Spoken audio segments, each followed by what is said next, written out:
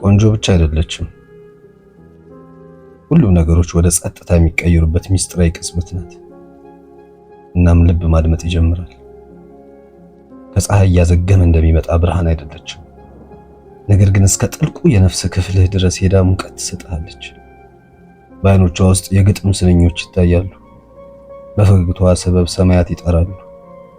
ሁሌ ባየኋት ቁጥር ሙሉ ዩኒቨርስ አሁን ያለሁበትን የጸጋ ልዕልና ለመሸከም የሚከውነውን ስራ በሙሉ የሚያቆም ይመስለኛል። ስትራመድ በአጸዱ ውስጥ ያሉት አበቦች እንዲከተሏት ይመስል ወጓን ጠብቃ በምድሩ ላይ ትፈሳለች። ስትናገር ጊዜ ራሱ የምትለው ሊያደምጥ ይጠጋታል። ዝም ስትል ደግሞ ድምጽ የተባለ መፈጠሩን ራሱ መርሳት ይጀምራል። ቆንጆ ብቻ አይደለችም፣ የቁንጅናን ምንነት ልትሰብክ የመጣች የተፈጥሮ ሚስጥርም እንጂ። ቆንጆ ብቻ አይደለችም፣